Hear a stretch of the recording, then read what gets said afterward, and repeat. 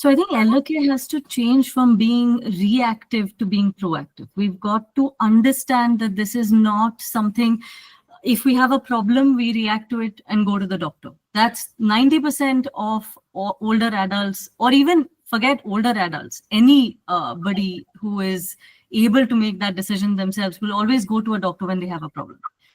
Proactive care will just actually prevent. It's further important in the elderly, where a small difference. So if you look at all ICU admissions, that ICU admission did not happen in a day.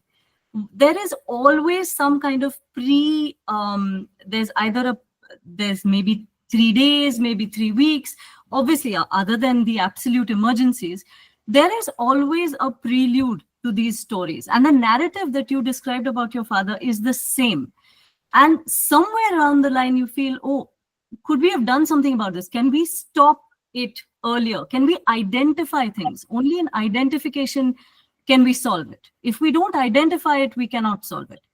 And there are two problems that older adults in India face. One is they do not understand that it is a problem. So there is no kind of, like you spoke about Kai, right? So that may be like they could ask a question and say, oh, is this a problem?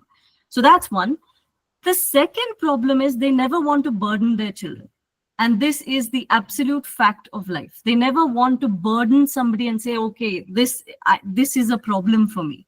So both these stem from the approach that if we actually proactively look at these people and see them on a regular basis, we will pick up trends. And if we pick up trends, similar to how a hospital would pick up a sick patient, say somebody that we wanted to shift to ICU, say for a mu score, looking at BP and pulse and all of that, we do the same thing at home.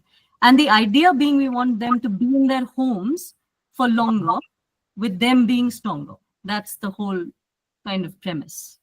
Yeah, be in their home longer for them and for them to be stronger. I think that's a great line.